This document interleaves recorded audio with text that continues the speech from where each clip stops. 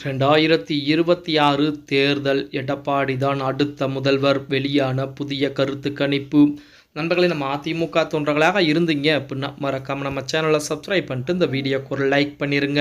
அனைத்திந்திய அண்ணா திராவிட முன்னேற்ற கழகத்தை பொறுத்த வரைக்கும் நம்ம அனைவருக்கும் தெரியும் 2026 சட்டமன்ற தேர்தலில் வெற்றி கட்சியாக இருக்க போகிறது. அதாவது சமீப காலமாக வந்திருக்கக்கூடிய கருத்து கணிப்பு முடிவுகள் பூராமே அதிமுகவிற்கு சாதகமாகத்தான் வந்து கொண்டிருக்கிறது அப்படிங்கிற தகவல் எல்லாம் நீங்கள் எல்லாம் பார்த்து கொண்டுதான் இருப்பீங்க.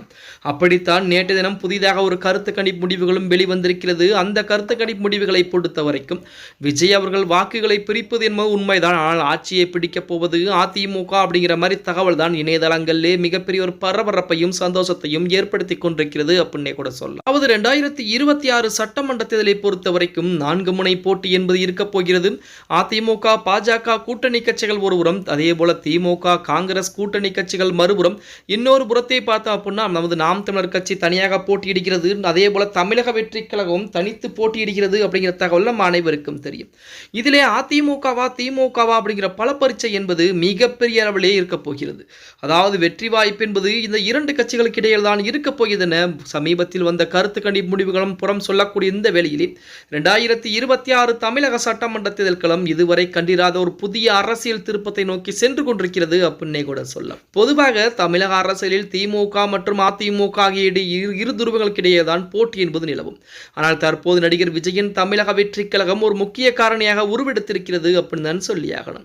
சமீபத்தில் சில கருத்து கணிப்புகள் மற்றும் அரசியல் ஆய்வுகளின்படி விஜய் தேர்தலில் போட்டியிடுவது ஆளுங்கட்சியான திமுக வாக்குகளை விட ஒரு குறிப்பிட்ட சதவீத மாற்றத்தை விரும்பும் மக்களை பிரிக்கும் என கணிக்கப்பட்டிருக்கிறது.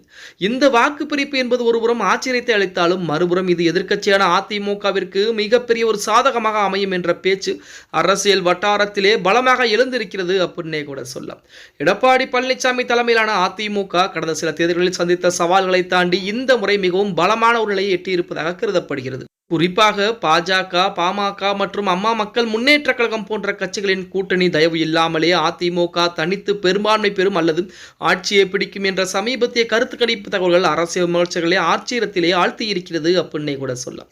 தமிழக மக்கள் நீண்ட காலமாக ஒரு பெரிய அரசியல் மாற்றத்தை எதிர்பார்த்து காத்துக்கிட்டு இருக்காங்க.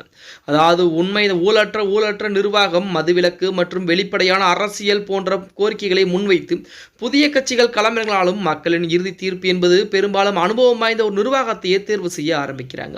அதன் அடிப்படையிலே 2026 சட்டமன்ற தேர்தலை பொறுத்தவரைக்கும் விஜயுடைய தாக்கம் என்பது இருக்கும். அந்த தாக்கத்தால் அதிமுகவிற்கு எந்தவித பாதிப்பும் என்பது ஏற்படாதாம். அதே போல 2026 சட்டமன்ற தேர்தலிலே அதிமுக தான் ஆட்சி அமைக்கப் போகிறது, எடப்பாடி தான் முதலமைச்சராக போகிறார் என சமீபத்தில் வந்த கருத்து கணிப்பு முடிவுகள் தற்சமயம் வெளியாகி இருக்கிறது அப்படின்னே கூட சொல்லலாம்.